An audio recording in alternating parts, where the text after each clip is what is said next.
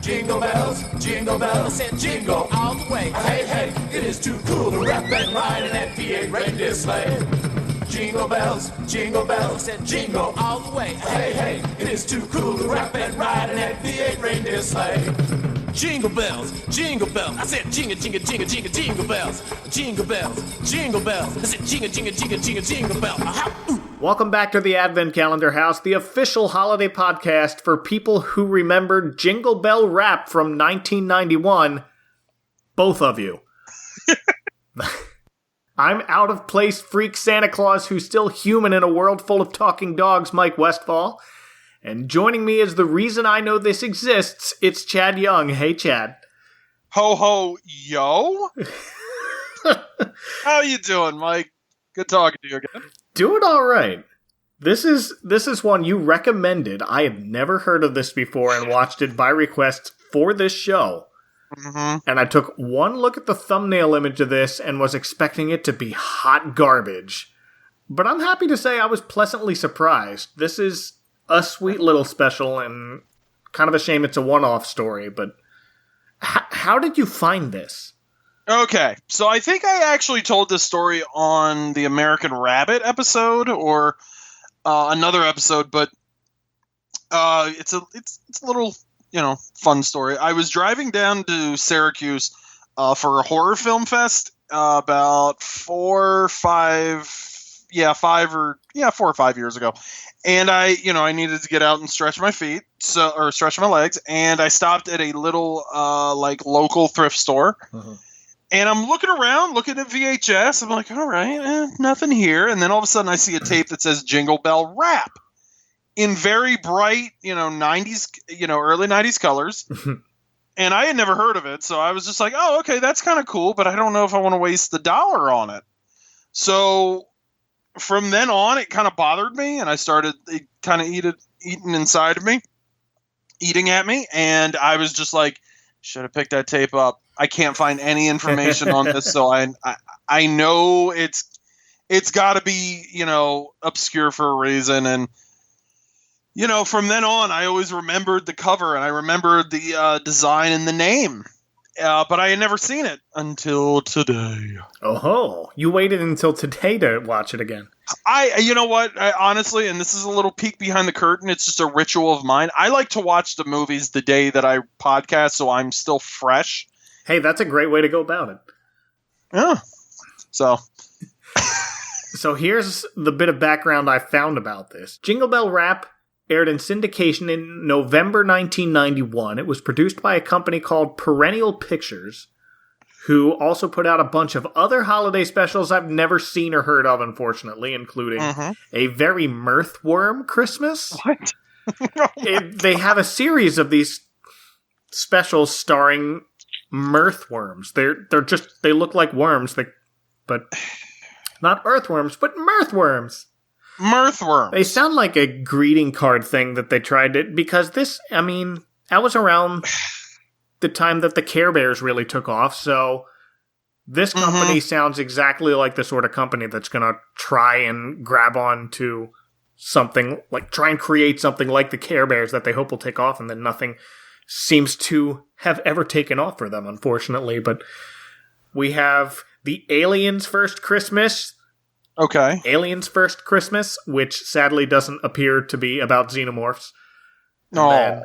I know. Don't. And then a bunch named after song titles like Rankin Bass, including Up on the Housetop, Oh Christmas Tree, We Wish You a Merry Christmas, Jolly Old St. Nicholas, and Deck the Halls. We might have to revisit this company in later seasons. I think so. I think so. Shoot. But it definitely yeah. It definitely looks like they wanted to either ride on the Care Bears and other greeting card mascots coattails, and it also looks like they wanted to pick up where Rankin Bass left off, because I know Rankin Bass stopped making Christmas specials after 1985's The Life and Adventures of Santa Claus, and then they focused its energy solely on the likes of Thundercats and additional Thundercat-like cartoons. But for some reason, these other specials went completely under my radar. Yeah, I don't remember any of these. I feel like these are the kind of things, and to kind of make a, I feel like these are the kind of tapes that you would see when you go out with your parents and they have to go to like a Lowe's or Home Depot and they just happen to have some random tapes for some reason. I don't know if bin of DVDs. Yeah, exactly. And I feel like these were the bottom of the barrel, the most bargain bin you can find. Because I mean, as terrible.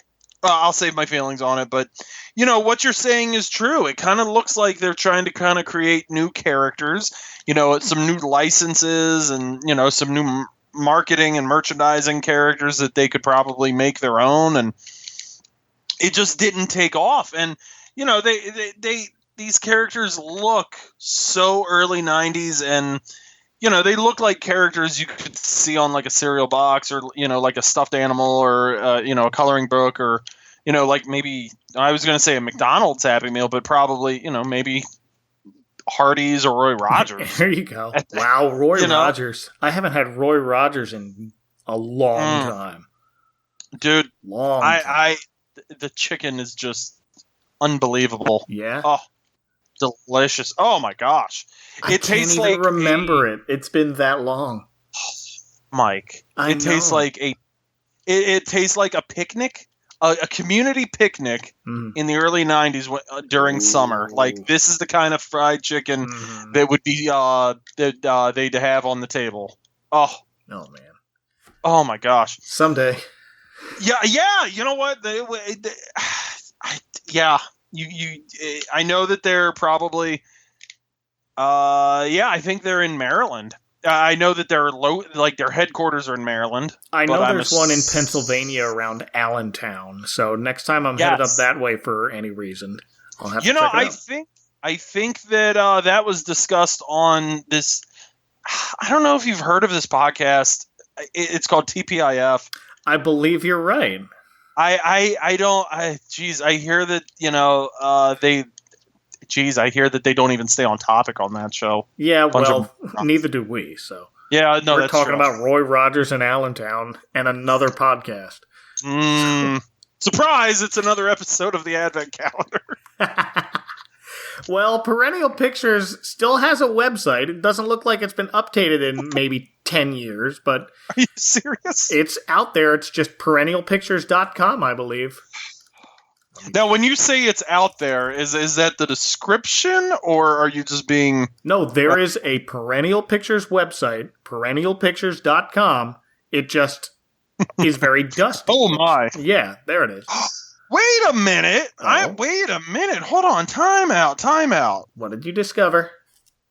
They did the little those critters. Like that book of like the critters? Oh yeah, no, they didn't do the book. They did one short about one of the little critter books by Mercer Mayer, Just Me and My Dad. And they somehow stretched that out to 30 minutes. Maybe they did a bunch of those books and made them all one big special. Oh my good! You know what? I didn't even know that there was a cartoon for those. Neither did I. Wow! So this might be the biggest thing they've done. You know what? Yeah, looking at their because on their website they actually list all their specials, and yeah, gosh, it looks like that was their big that was their big coup, I guess. So wow, there are a lot witches and stitches. Handy cat in business as usual. There's a lot of stuff going on here. Yeah, it looks like that Handy cat was on an episode of the What a Cartoon Show on Cartoon Network a while back. Oh my goodness. So. Wow. Interesting. Okay, so now we're kind of opening up a big can of worms here. Wow. Not a big can of worms, but a sizable can of worms. It's, you know what? It's a holster fry size of worms. There you go. And we're back.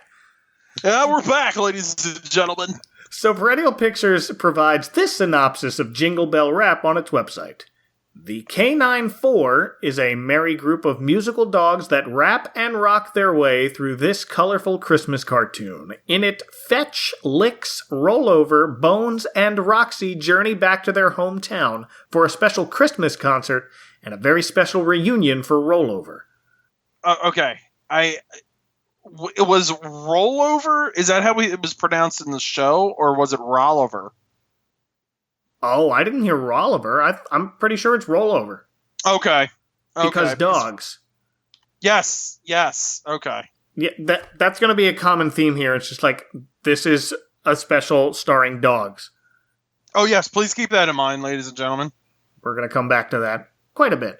But, okay, so we have both Fetch and Licks are the guitar players in this band, and they're voiced by the same person, G. Brian Reynolds, credited as Jerry Reynolds here, who's also the writer and co-director of this.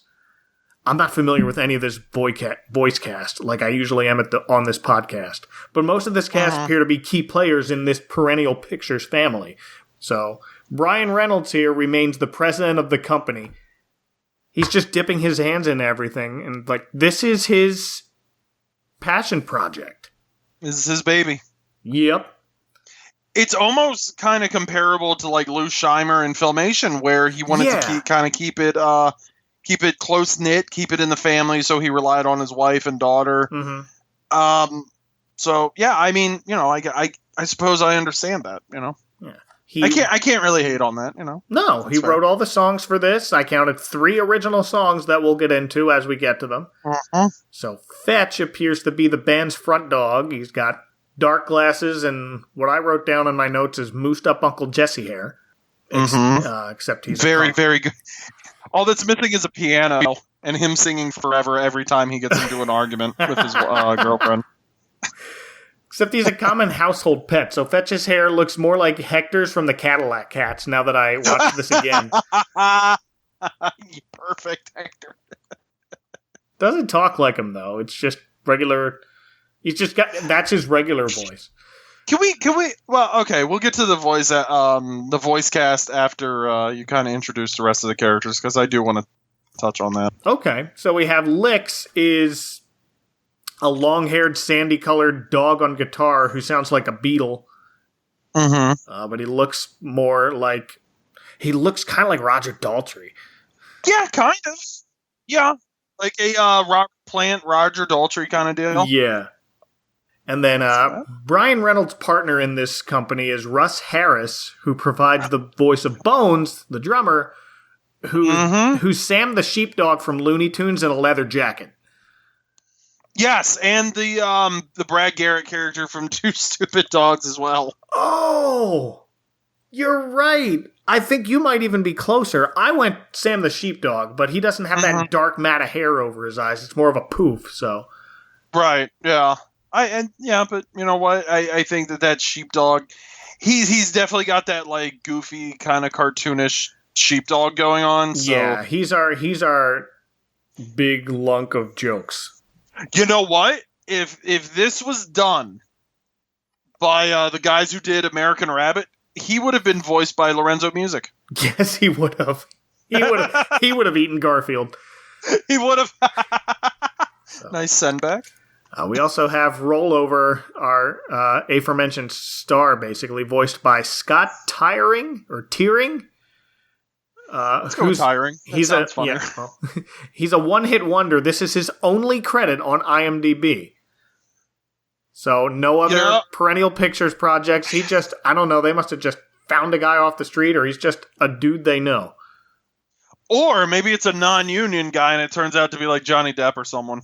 Yeah, I don't think it's Johnny Depp. I don't think so. No. Rollover appears to be the bass player. He's a short beagle in a baseball hat and matching jacket. Then we have Roxy, who's the band's manager, voiced by Rachel Rutledge, whom the Perennial website credits as their first employee and now former head of the ink and paint department. So they have the animators voicing characters in this. You know, that doesn't surprise me. I feel like that's kind of I made the comparison to like Filmation. It doesn't really surprise me because the budget on this movie is very clearly, $12, and they kind of had to squeeze in as much as they could. So this was clearly a labor of love by the tiny crew of something like 12 people. Yes. With that in mind, the animation is pretty impressive for that tiny budget. It's not great, but I mean, it's better than Witch's Night Out, which we watched for Halloween. Correct. You're right, and that was a very beloved episode. Indeed. You know what? I'll give you that. I'll say that, the animation is better than Witch's Night Out. There's a lot. I'd say that's its strongest point, but it's still subpar. This is the point in the show where I kind of turn into Tom Likas and I start taking breaks and just start sighing. I don't know if anyone else is going to get that get that Tom Likas reference. If you don't, it's okay. It's probably for the best. But the animation was probably the highlight. I would say that, like I kind of alluded to earlier, the voice acting was definitely its weakness. Yeah, I guess it has the same problem as like an American Rabbit, which was feature length, which had even more of this problem, but it had to set up its own universe in like 20 minutes. And, quite frankly, we're overanalyzing a children's cartoon, ladies and gentlemen. Well, but the fact is there's no time. There's no introduction to these characters other than the little MTV thing at the beginning. Yeah. And that's our final voice actress right here. The character is named Cauliflower. Collie like the dog, because dogs. Voiced by Lisa Rowe Ward, now known as Lisa L. Buteau, who stayed with the company to do additional voices as far back as 2007, which appears to be the last time this website was updated. But she worked on a kid's cartoon called Crawford the Cat that they appear to be very excited about on this website in 2007. Well, I'm assuming that Crawford the Cat is the reason this website hasn't been updated, because none of us have heard of that either. Well, that explains a lot. It does. And, the voices are just, I'm sorry, but the voices are just something that just, they sounded like they were mumbling half the time. Like everybody in this kind of just sounded like they were kind of just really speaking low into the microphone, and anything after this you can just like overmodulate it, so just keep doing it. It just really anyway, well, Cauliflower is a VJ dog who's probably supposed to look like Kennedy, but I immediately thought this is Janine Melnitz but a dog. I think Kennedy's a good, comparison, but there was another girl on MTV. I was going to say HBO, MTV, and I can't remember her name, but I think she came like later, and it's bothering me that I can't remember her name. So Kennedy is, Janine is also a very good comparison because she's got the short hair like Janine. Yeah, and Ghostbusters was starting to wrap up too, so I guess. And there's another little there's another character in this that was inspired by another character from another show, and I think you'll be able to know who I'm talking about. But we'll get to him in a moment. We sure. But I feel like there were a couple. Let's kind of borrow designs from other things in this. Could be. I mean, they certainly got away with it because no one saw this. Exactly. But Collie gives us a Hot Dog Tracks music break on our cold open with our title track, Jingle Bell Rap. Okay, here we go. It's the aforementioned dog band, the K94. That's K, the number 9, hyphen, the number 4, because there are 4 of them. Doing a rap rock version of Jingle Bells. And you just get the little MTV-style video credits in the corner. This song is apparently on an album called K9 Christmas, produced by Holly Wolf Records. Because if we haven't mentioned it yet, dogs. Dogs. All dogs. Definitely and dogs. I'm kind of surprised we didn't get a line about how hey, we've made so much money, or like when they're talking about, I'm surprised they didn't talk about money and they were referring to it as bones. Oh, it was right there, guys. Yes. And by the way, is it just me, or was that Jingle Bell Rap that they did? There was no rapping in it. It was just kind of like some generic rock, something safe for the kids. The backing music is definitely more rock, as is most of this band's music, but they talked in a rap sort of way during part of this. They had that part where it was like, jingle bells, a jingle bells, a jingle, jingle, jingle, jingle, jingle bells. It's like, it's that late 80s rap. Like, it clearly sounds like a bunch of suburban white kids rapping in 1989. They don't explicitly do this here, but the style sounds the same, where like every kid's rap begins with announcing your name and that you're here to say something. Yes. It's Barney Rubble going, I'm the master rapper and I'm here to say I love Fruity Pebbles in a major way. He loves Fruity Pebbles in a major way.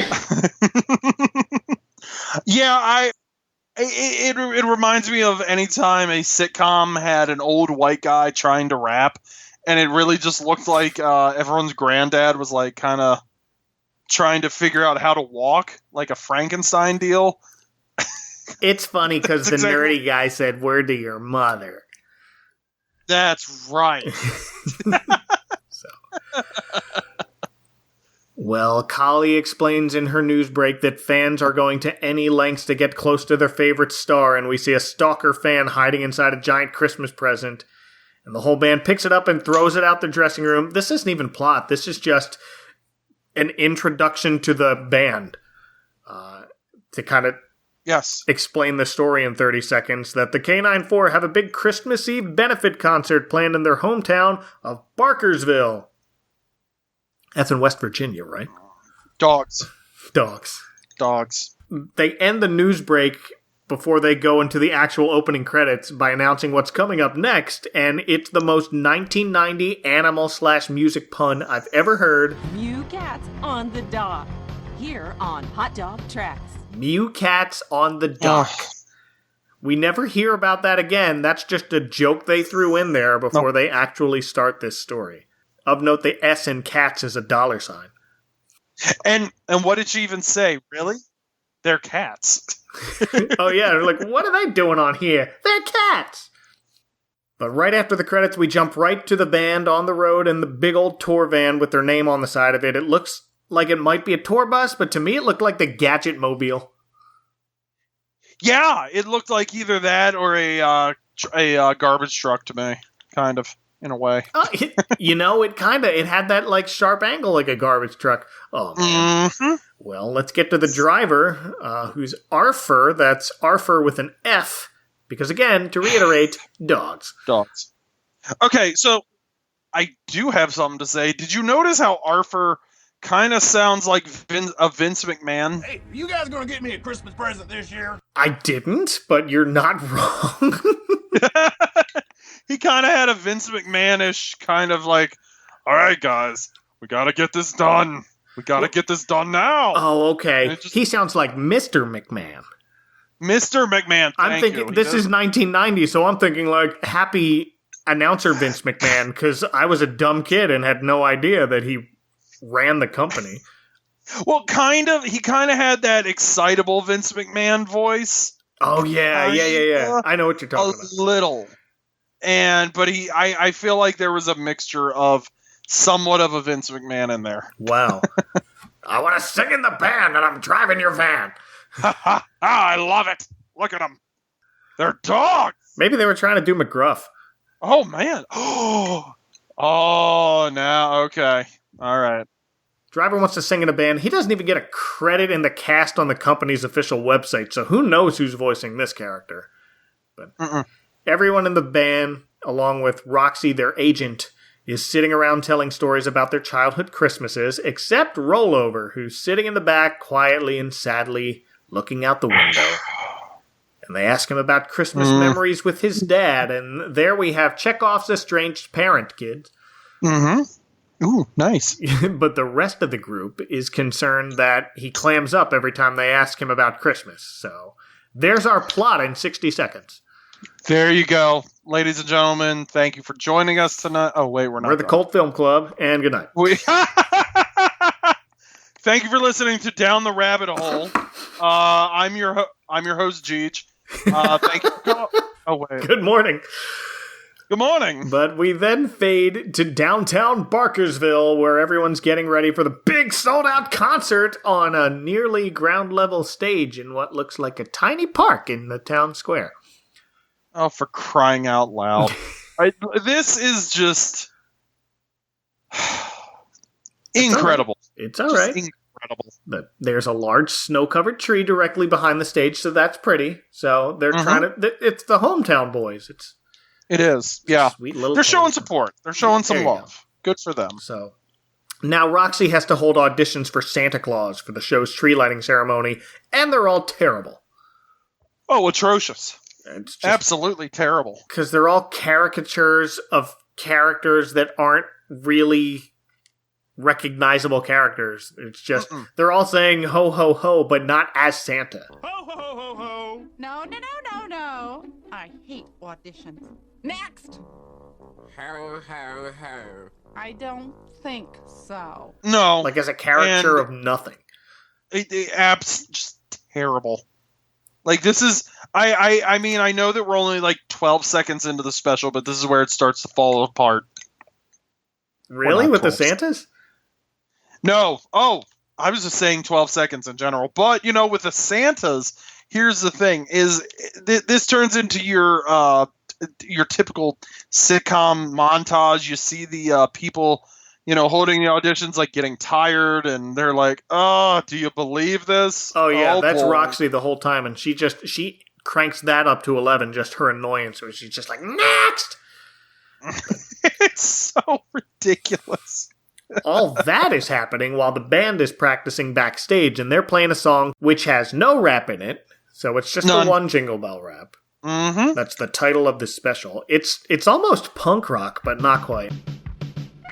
I don't want much for Christmas, baby. All I really want is you. I don't need diamond rings and things, and I don't need nothing new. I don't want much for Christmas, baby. All I really want is you. So give me your love, and baby, it is all you have to do. You know, if I was to, yeah, kind of, if it was anything, I'd say it's garage band, kind of. Okay.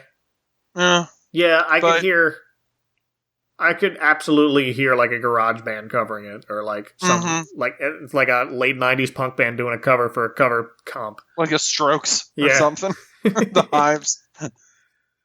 But while they're practicing, a line for Santa Claus auditions forms outside, and up walks Chekhov's estranged parent himself. It's gotta be Rollover's dad. Looks just like him. Mm-hmm. Wearing a wide-brimmed dad hat, pink scarf, and olive green winter coat. By the way, this is how Mike actually dresses on his days off. It's true. I dress like that to work. What are you talking about? Of course. I am sorry. You're absolutely correct. Well, Dad explains to the guy in the back of the line that he hasn't seen his son in a long time, and the guy in line points out the audition sign saying, maybe you can meet your son. So he ponders this and walks off. As do the band members after rehearsing just the one song, and one by one they zip out of there to go reunite with their own families, leaving Rollover by himself. Mm-hmm. Ugh. Boy, oh boy. I just, wow. You got feelings about this. You know, You're speechless on a podcast. I am, yeah, I mean, how often does that happen on a podcast? Yeah. It never happens. Great audio going on here. Thank you. We cut to Fetch walking around town, who suddenly spies Rollover walking into a hotel, which he finds strange because it's their hometown, so he doesn't know why he's not going home. So he passes by the Santa line, and we see a quick glimpse of Rollover's dad donning a fake white beard, so we know what's going to happen there. And then we see Rollover moping on a hotel bed until Fetch knocks and asks what he's doing there. He goes, it's a long story. But Fetch has time for his buddy, so we get the story. We get the end of the story first, so Here, he's flashing back to the night that they decide to take their band on the road. And he goes home to tell his dad, and Dad's having none of it. Mm-hmm. He said there's no security in show business. He used to be an actor in a carnival, and he said it was a hard, miserable life, and he told Rollover he couldn't go. So it's this kind of story. It is, and quite frankly, it's pretty forced at that. And I gotta be honest with you, I don't mind the story because I think, when done well, this works. By the way, did you notice that Rollover's dad looked rather familiar? Yes. We're flashing back to the night in question, so this is how many years ago they don't tell us. But Rollover's dad is in there looking exactly like Homer Simpson with dog ears. Thank you. He's got the white shirt, the blue pants. Even his fur is yellowish with a 5 o'clock shadow in this flashback for some reason. Interesting how that works, isn't it? That's just so fascinating. It's almost like they did that on purpose and stole from a character design. It could have been. I mean, this was season 1 of The Simpsons. Right around this time. Wait, no, 91, right. 91. But they made it in 90, so season 1 of The Simpsons. So it's still bumbling dad Homer and not goofy Homer yet, and certainly not jerk Homer yet. Yeah, it's still the everyman Homer. Yeah, so he's so. being every dad here too. But Rollover, meanwhile, is dressed in a red baseball cap, a bolo tie, and a matching suit jacket with a super long coattail. To represent the coattail they were trying to ride that belonged to the Care Bears. It's true. Absolutely. But Rollover's trying to explain, being in this band is important to me, but Dad says, it's no life for you. You're going to stay right here in town and go to college and become a doctor or something. Something that's important. That's right. Or go with the band and never be welcome home again. Which, this kind of turns into like the Twisted Sister video. What do you want to do with your life? I want to rock. It's just so... That makes so much more sense now. You improved the special, Chad, by explaining that for me. I don't know why I didn't pick up on that. I didn't pick up onto it until now, I gotta be honest with you. There you go. See? We're learning so much about ourselves tonight. Exactly. But that's the last straw. Rollover leaves in rage, declaring he doesn't have a father anymore, and slams the door so hard he breaks the glass window. Which is pretty impressive. It really I mean, that takes skill. I've never slammed a door that to the point where I broke glass, and I've slammed a fair number of doors in my day. Oh, so have I. I mean, I've made the windows vibrate, but never have I, actually made them break. He's got some strength behind Tiny Dog. He's the tiniest one in the band. Yeah, not bad. All right. But Chad, did you notice during this dad-son fight scene that they played a sort of Psycho Violins version of Jingle Bells? I didn't. I did not. It's there. What is it to come back to anyway? As far as I'm concerned, I don't even have a father anymore. I was so focused and distracted by the fact that he looked like Homer Simpson that I just really, genuinely didn't notice anything else that was going on. And, gotta be honest, I kind of want to go back and revisit this and listen to it. Well, back in the present, Rollover admits to Fetch he said horrible things to his dad and he wishes he could take it all back, but now it's too late. But Fetch tells him what we as adults, canine, human, or otherwise, always say stupid garbage when we're hot under the collar, so...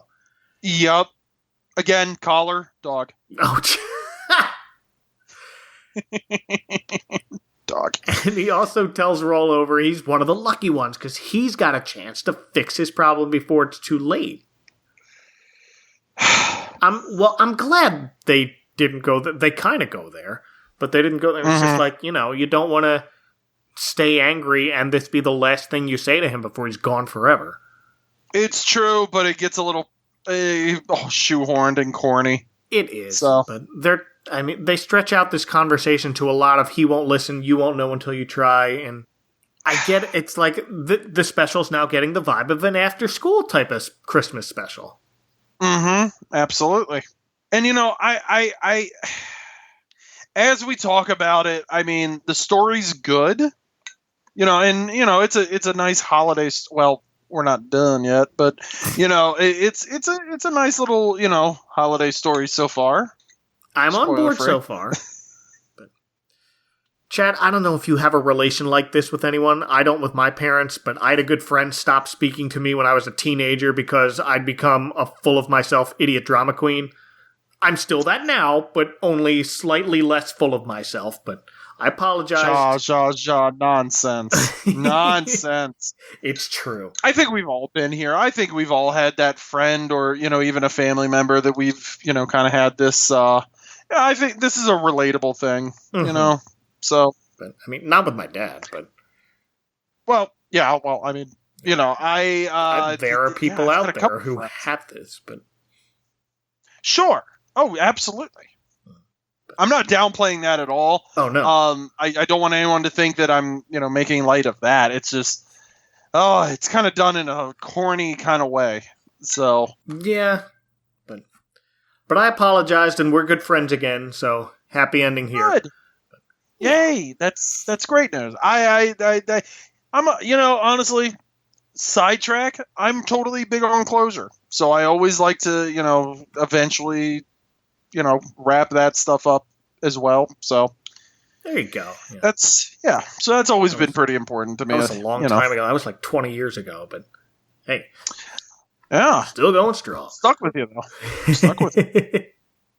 Well, Rollover finally starts to listen and asks Fetch, do you really think there's a chance?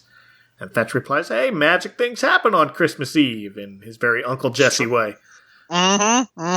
I don't think that's intentional. I think he's just, all right, we need Cool Guy in a Band, and it's just, that's what Cool Guy in a Band was in 1990. And they just, both this and Full House got it exactly right. Or they just came up with exactly the same answer despite being on opposite sides of the classroom. Exactly.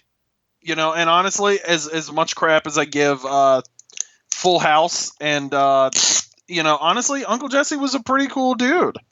On that show. So it kind of makes sense. And like you said, that's kind of the cool rocker, kind of big brother, wise cowboy look at that time.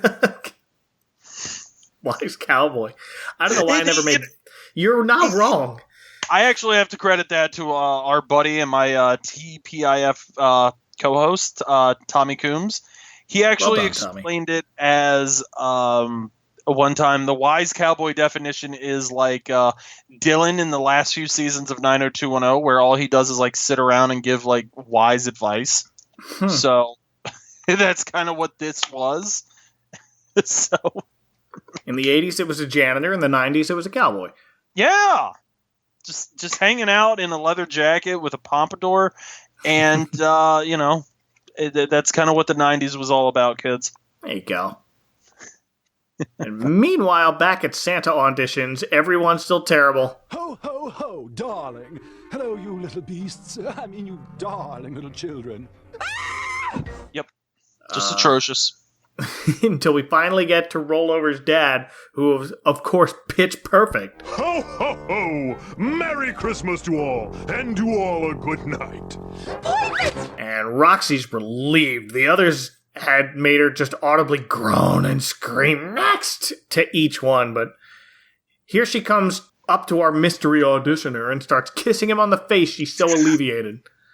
I mean, we can just not drive home just how relieved she was. She was just so happy with this. I mean, this is like, telling your wife that you got a big promotion and you guys are going to, be making a lot more money. This is kind of that kind of, that's the best comparison I could make. Like, oh my gosh. Just a huge weight off of Roxy's shoulders. There you go. To say the least. The show is saved. And in a textbook case of TV timing, while Dad's at the audition, Rollover returns home, hoping to find him, but he's not there. It's probably best to explain or give the explanation that the neighbor gave Rollover why he wasn't there. Yes. So he's about to knock on the door, and a boisterous neighbor pops her head over the fence and explains no one's lived there since she moved next door not too long ago. And then she adds, way too matter-of-factly, Seems to me I recollect hearing that fellow that lived there died or something like that. There was something like that. I don't know. I literally have no explanation as why someone doesn't live there. Maybe they moved, but you know what? We're just gonna go with the thought that they died. Yeah. They either moved or died. I don't know. I mean, you know, moving is a little bit more logical, but, you know, let's go with he died. You didn't know him, did you? And the immediate horror that comes over Rollover's face is like another scene on The Simpsons where Ralph Wiggum's heart breaks and Bart replays it in slow motion. Which comes later, so they're not copying off of that. That's just, that's what happens when your heart breaks. Wait a minute!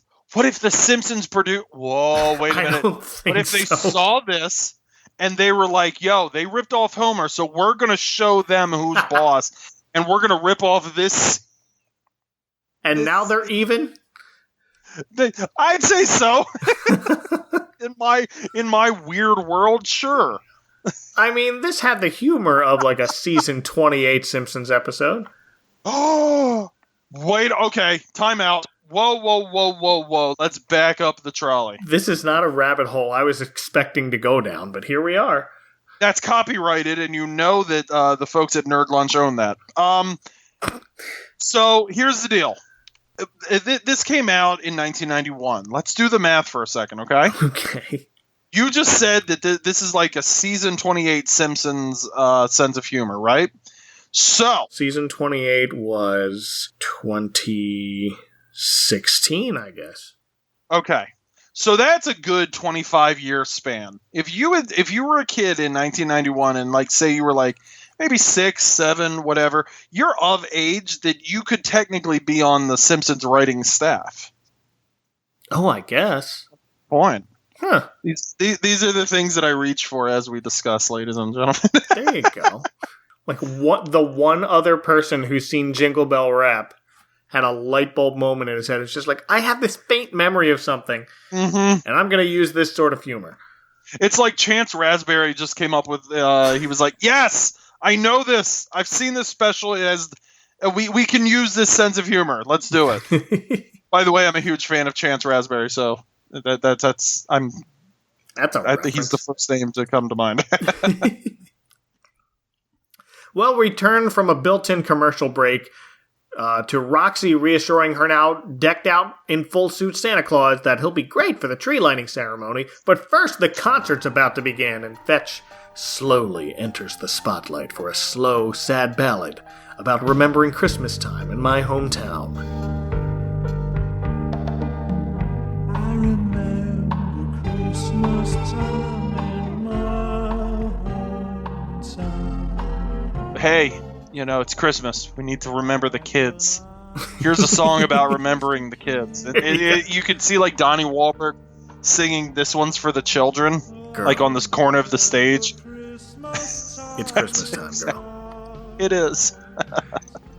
Well, we see Rollover has made the show, albeit with a sad look on his face, but it doesn't look out of place during this song. It's hard to tell if this song is something Fetch wrote on the spot after hearing Rollover's story, because first we see a little overlay montage of family Polaroid pictures of Fetch's happier Christmas memories with his own family that have no place in being in this sad sounding of a song. These don't even have any place in the story. They're trying to create that universe. They have 20 minutes. That's how long this special is, because they didn't know how long different channels' commercial breaks were. Yeah, okay. Wait a minute. That's their way of, like, creating a backstory. Do you think that this even aired on TV? Or was it directed, like, VHS? It says syndicated. Okay, yeah, you know what? Okay. They just, lost the records that they kept of where it aired. Yeah, no, that kind of makes sense. But then we see the same Polaroid montage for a much younger Rollover and his dad, so I don't know if this song was written on the spot about them or not. Well, here's my thing. Did he have this? I think that he had the song in the bag the entire time, but like going back home, it must have like set him off, because he was able to kind of, like you're pointing out, he was able to kind of do this pretty quick, and he was able to kind of snap it together. Uh-huh. I think he was just waiting for the right time. There you go. No time like the present. That's right. And as the song continues, we see both Rollover and Dad as Santa begin shedding tears, and we finally end to enthusiastic applause. There's a dude jumping in the background, despite the saddest song I've heard since Christmas Shoes, except this is way better than Christmas Shoes. Yeah, I'd rather listen to this than Christmas Shoes. I gotta be honest, the guy that was celebrating, and oh my goodness, it's like Christmas morning for him. He's got like the big wide-eyed, it's just one dude. It's like a bad crowd simulated in a video game where one guy in the back is really hopping up and down excited. That's what this is. It's like the fat guy in Purple Rain that just starts like crying. That's perfect. Well, after this song, Fetch goes to introduce Rollover to sing the lead for Jingle Bell Rap, but Rollover has just run off stage, telling Roxy he just can't do it. Mm-mm. His dad's right there behind him as Santa Claus, as he explained he was told by a neighbor that his dad was dead and he can't get the chance to say he was sorry. At this point, it's a little too coincidental. It's a little too coincidental for my take. Well, Fetch hasn't heard any of this, so while he's trying to improvise on the mic, he drags Rollover on stage. And Dad tries to follow them, but Roxy's like, whoa, it's not your cue yet. Santa says, I think I can help.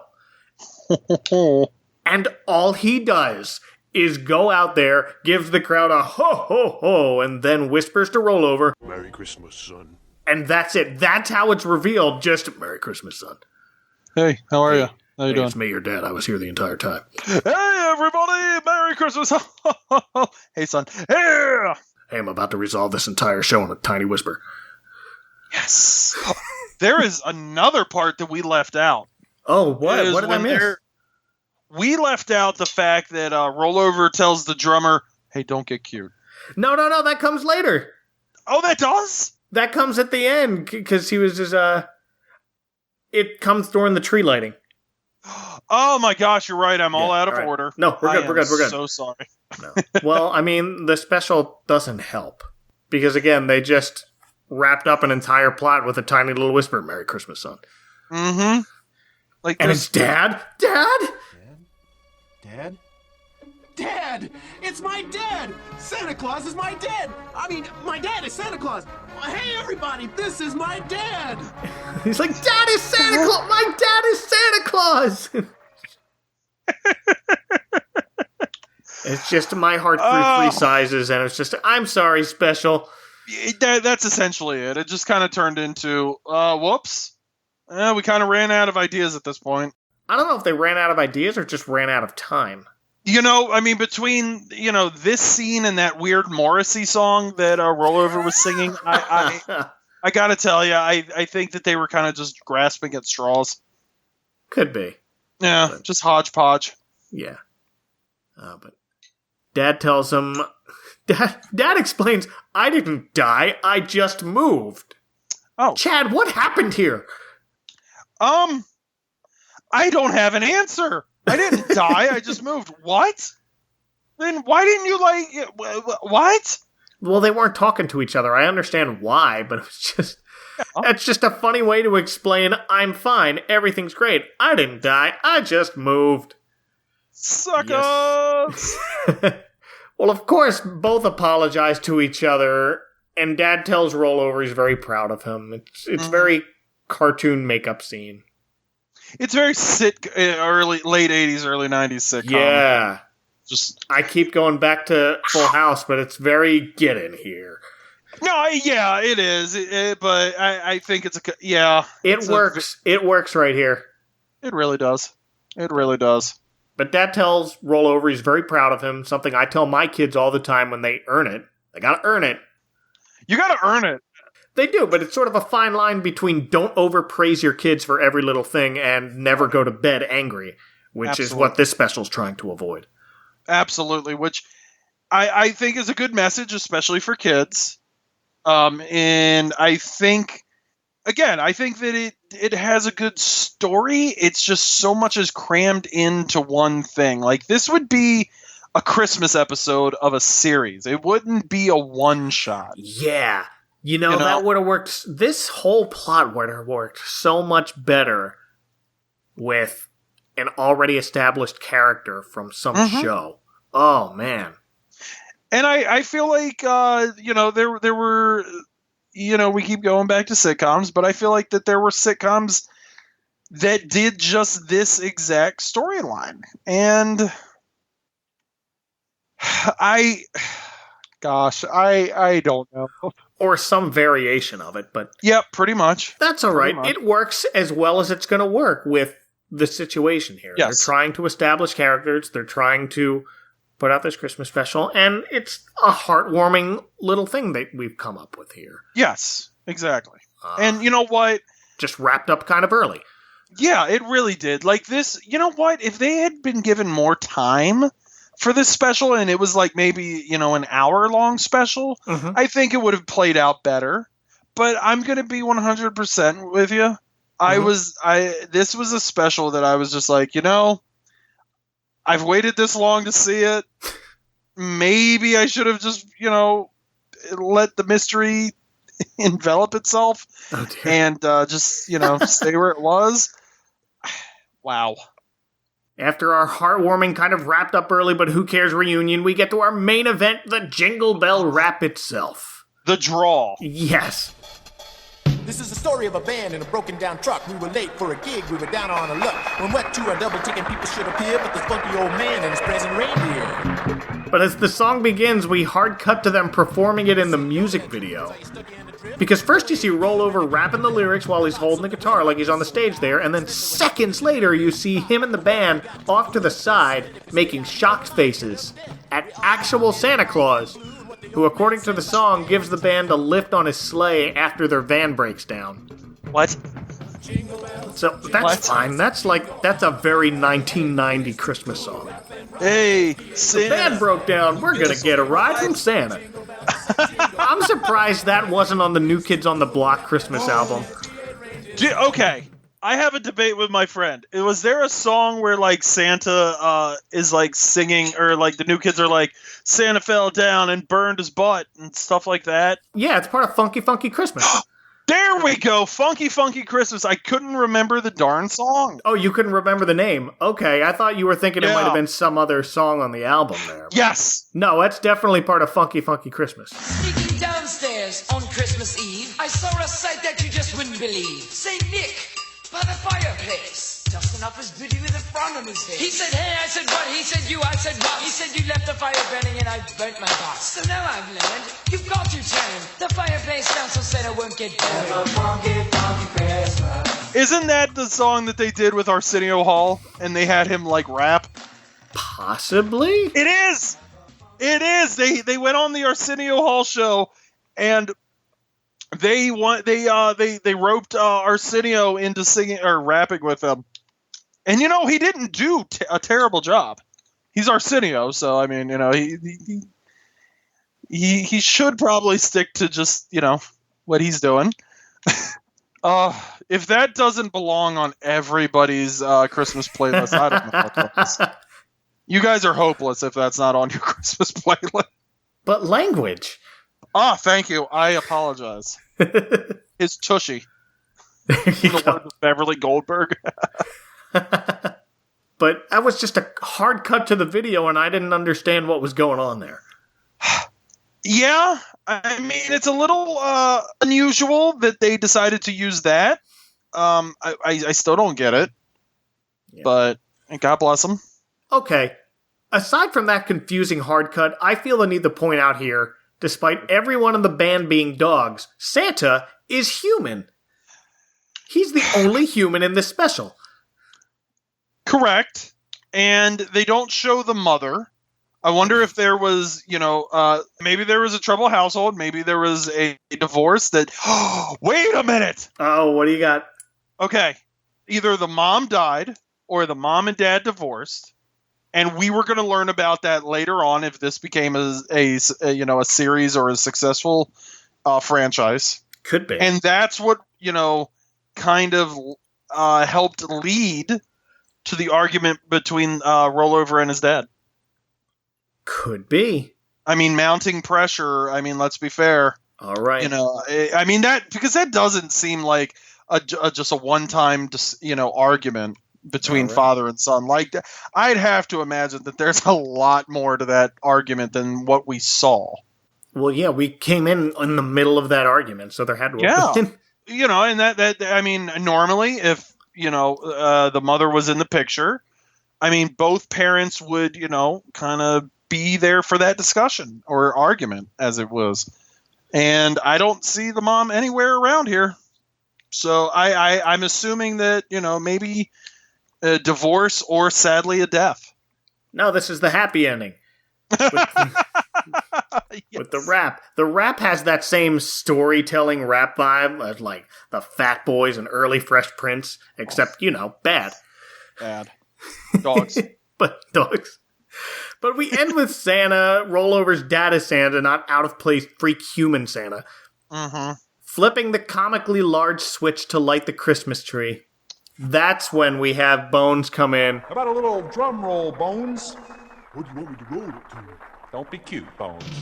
Yeah, that was a weird line that they kept in. I don't see how that served any purpose. It's just, that's like guy in the rock band sort of, knock it off. Hey, cut it out, huh? Cut it out. Oh! And we're back! And we're back! Well, we finally end with Rollover admitting to his dad with regret that he doesn't have a gift for him. And Dad reassures him, I think we both gave each other the best Christmas presents they could ever have. And we close the show with everyone in the band, including Arthur, who's on stage for no reason, singing We Wish You a Merry Christmas. And that's it. That's the whole special. That's how it closes. Short but sweet. I can respect it, sure. I didn't hate it. Thanks, Chad. I gotta be honest. The story was sweet. I hated it. Aw. I'm so sorry. Don't apologize. This was charming in its own little way. Okay, charming is a very nice way of putting it. I think you built it up in the right way where I knew what to expect coming in, but then I set my expectations super low, so I was pleasantly surprised. Mm-hmm. So thanks for that. You're very welcome. And honestly, this is one of those specials that I'm conflicted on.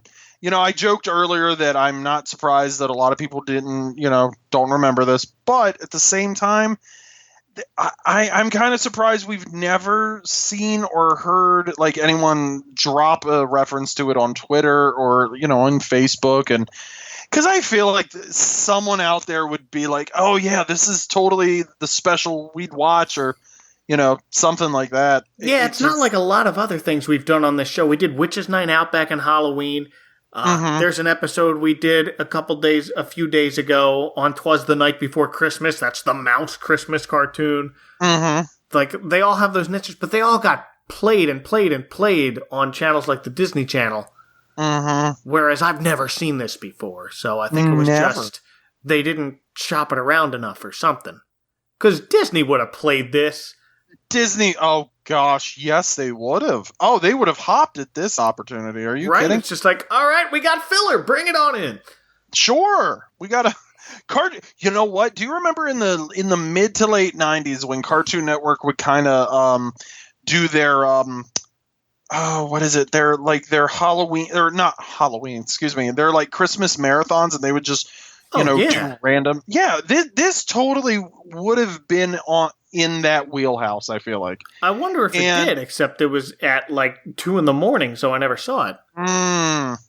You know what? You're giving me an idea because I actually have a tape from the 1998 marathon. I just left it on record all day, and I know that I think Pac-Man was on there. I think, and honestly, now that you're saying, oh yeah, it would have been like a 3 a.m. or whatever. That totally makes sense because at that point it wasn't just a paid programming at 3 or 4 or 5, whatever you want to do. This is a genuine, Cartoon Network was 24 hours. So they would throw things, early in the morning that you wouldn't really see any other time. Uh-huh. So interesting point. Maybe. But this, believe it or not, is available on Amazon Prime. It's available on Amazon proper, but only at a used VHS cassette, last I checked. Mm-hmm. You can watch it if you have an Amazon Prime account. Interesting. You can just find it other ways. It's not difficult. Well, if people want to find you on the internet before some stranger tells them you might have died, where can they find you, Chad? Next door to your house, moved out. You can find me on Twitter, Instagram, Facebook at Horror Movie Barbecue, and of course the Horror Movie Barbecue.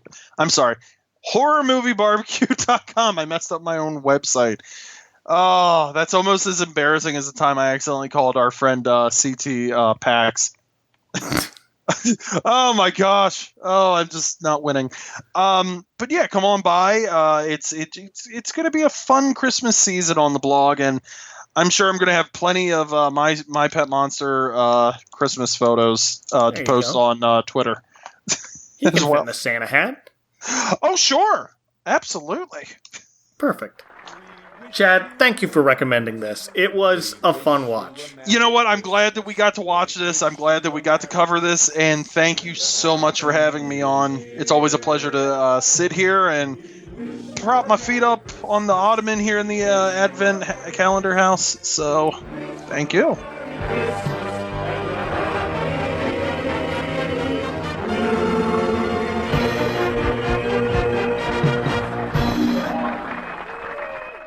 The Advent Calendar House is part of the Christmas Podcast Network. To find more shows like this one, visit ChristmasPodcastNetwork.com. You love Christmas, sure, but sometimes the same old traditions are too traditional. Sometimes you want to see Santa stuff a kid in his sack. Sometimes you want Christmas dinner to come alive and threaten you with knives and forks. Sometimes you just need Christmas to get a bit weird. Weird Christmas has you covered. Check out podcasts filled with annoying Christmas music, proof that St. Nick came from magic mushrooms, and talk about Christmas specials so disturbing you won't sleep for days. Now available on iTunes and SoundCloud. WeirdChristmas.com. Oh, holy Mary, that's different. Next time on the Advent Calendar House... Look at little Nestor, he's got ears that drag the ground. They whispered as they mocked him, but he heard every sound. Nestor's heart was broken and his eyes were full of tears. If only there was something he could do about his ears.